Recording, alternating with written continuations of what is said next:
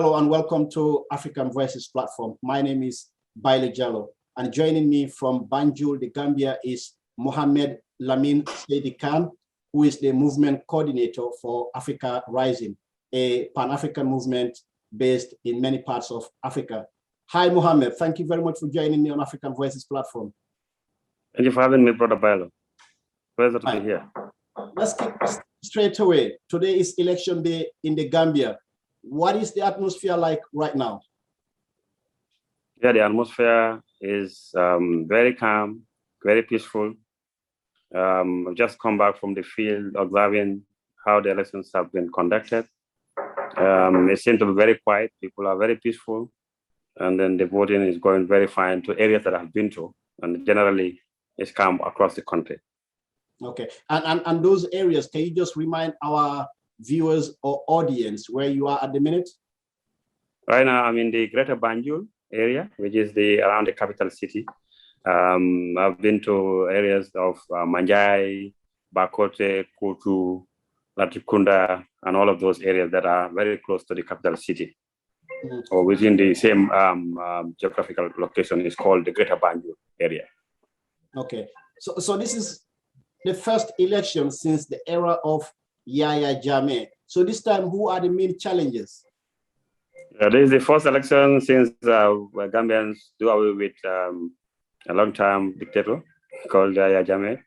The main contestants are actually the incumbent, then the independent candidate who was backed by the coalition, Adama Barrow. And then we have Ousseynou Dabo, lawyer Ousseynou Dabo, who is the head of the party called United Democratic Party. And then there is a party called PDOIS, headed by Halifa Sallah, who is a sitting member of parliament right now. Then we have a party called GDC, and then headed by Mama Kande, who is also backed by some of the supporters of Jammeh. Then you have NUP, headed by Abdullah Jammeh, also contesting. And then we have an independent candidate called Esa Far, who served as the lead counsel to the Truth, Reconciliation and Reparation Commission, called the TRRC. So these are the 6 contenders to this year's presidential elections in Gambia. As a human rights activist, what are you looking for? And also in Gambians in general, what are they looking for? What have they been promised? And what do they want to change, if there is any change that they're looking for? Gambia is actually at a very important and critical roadmap right now. We call it a crossroad, where either we advance our democracy, or we delay it, or we scatter it. So we have tested waters to kick out a long-term dictator in 2016. I mean, this is the first time of another, conduct of an election at that higher level of presidency. The demands and the expectations of people are very high, that democracy will be advanced, will be maintained by anyone who is elected. And then people who have been victims to the brutal rule of 22 years will receive compensation, and also will receive reparation, and there'll be justice for all of that. So as a human rights activist and a human rights defender, I hope that the candidates, each of them will uphold to the pledges of the demands of our people, and as well they will advance the democracy and allow rule of law. But also, most importantly, they will usher in a new democracy, a new constitution that will advance democracy in the country, which is very, very important. And again, repeal all the challenges of laws that have been repressive, and to the citizenry, and the way we express our freedom and we express our rights. And speaking of that, you mentioned earlier there are 6 candidates, of course, and we all know what happened in 2016 after the election. Do you expect this time for the election to be free and fair? And also, in terms of the candidate, do you expect all of them to accept the result? Yeah, what we hear from all the candidates is that they will accept the results of the elections, and if they don't if they're not convinced with the results of the elections, they will go to court. That's what many of the candidates have been. And then courts in the Gambia have proven to be very credible for now. For this past 4 years, there have been very progressive rulings that have been done that have never been done for 22 years of my time in Gambia since I was born, because I was born when I was very young when Jammeh was taking over power. So, and then again, we hope that the elections will be credible and fair. What we have observed now is very, transparent, and conducts were very peaceful and calm as people are voting, casting their votes right now. So we hope that that situation will continue to the end.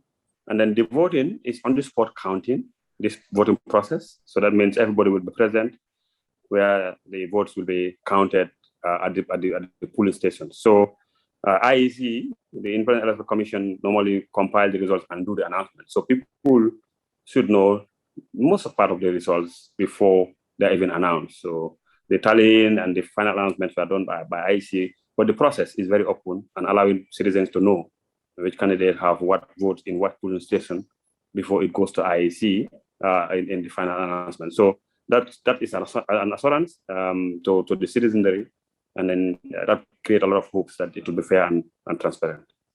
Speaking of it being transparent, or it's going to be transparent, and the process that it involves, the Gambian election, your voting process is quite different to many African countries. If maybe one of only processes in Africa, can you just explain what are the sort of process that you use to vote, and is there any sort of modeling that you think the rest of Africa that can take from you guys?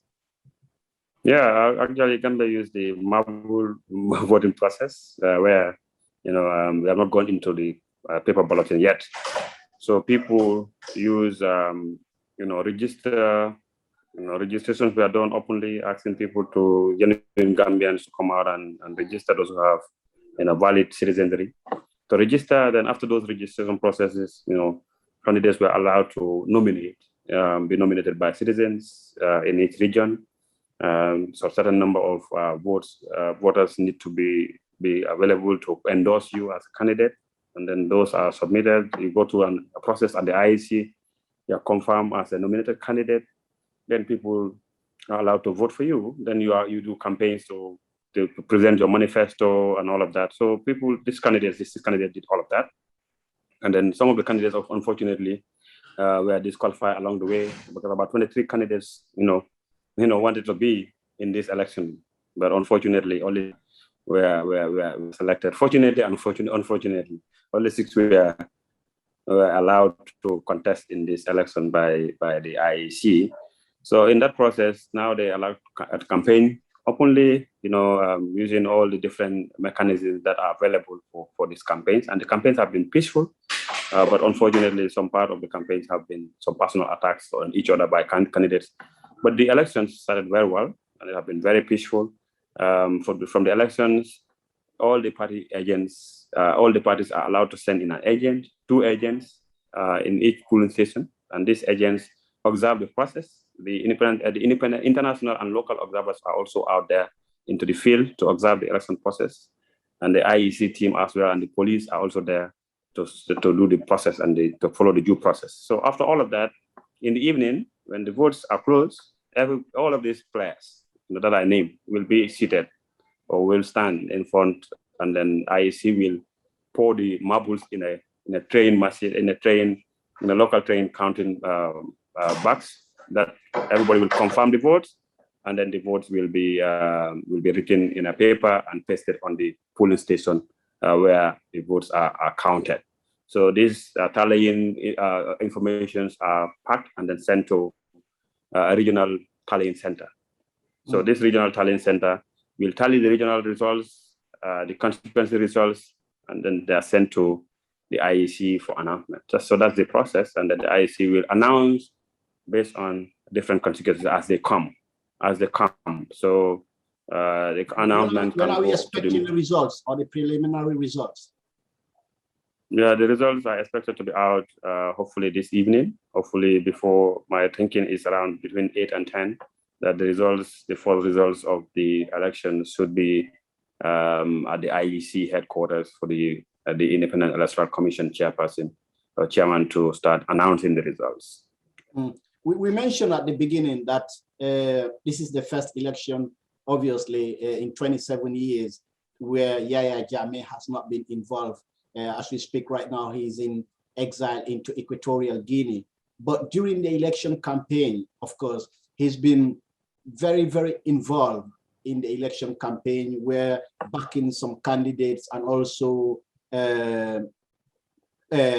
urging his supporters to back certain candidates. How do Gambians feel about the fact that Yahya Jammeh, it's not in the country, is accused of quite a lot of crimes, as you mentioned earlier, but still heavily involved in the politics of Gambia? Yeah, I think there's a mixed feeling in this. Some people felt so disappointed that Jammeh will be given relevance and space to speak in rallies. But you know, there's a whole blame around the two particular parties. That's the NPP, that's Barrow's party, and as well the GTC, who have coalited with different factions of Jammeh's party.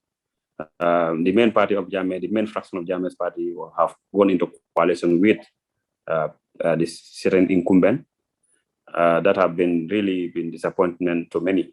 So it looks like, sorry to interrupt you there. So it looks like many of these parties are using Jammeh's party as a collaboration in order to be voted in. That means Jammeh is still playing the Gambia. Yeah, definitely. So you see, that's what President Barrow did, and that's what Mama Kandeh, the opposition party, also did. And then Mama Kandeh went further to even let me see. We saw President Barrow going to the village of Jammeh and meeting Jammeh's relatives. Those are all discouraging, and many people who have been victims felt very discouraged that whether the report of the Truth, Reconciliation and Reparation (TRRC) will be implemented if Barrow is taking some of those kind of actions. But we saw more, crazy actions. I would say that Jammeh was allowed to call into political rallies and then send words or even attack the sitting president and even attacked certain tribes, so particularly the Mandinka tribe.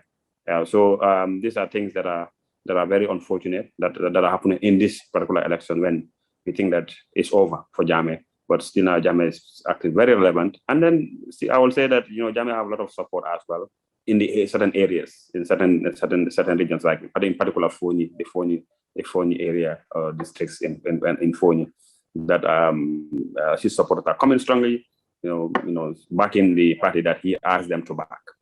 And lastly, from me, do you expect Jammeh to be back in the Gambia and to be involved in the Gambian politics heavily, or you see him as a person that will be tried and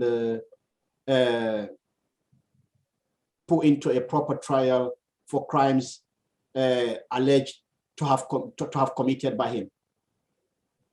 Yeah, that's what the wish of many Gambians. Actually, many Gambians wanted Jammeh to face the full fledged of the law for all the atrocities that have caused during his 22 years of rule, including myself as a very strong human rights activist and also a victim to Jammeh. I've been arrested and a lot of threat on my life.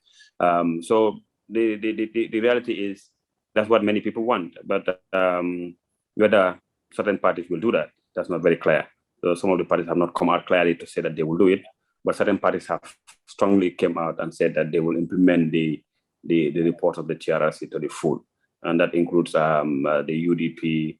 I think an independent candidate, Eshafal, have all promptly strongly stated that they will do it. Some of the parties say, "Oh, we'll implement the recommendations, but we have to evaluate first." So people are skeptical about whether they will really implement it to the fullest.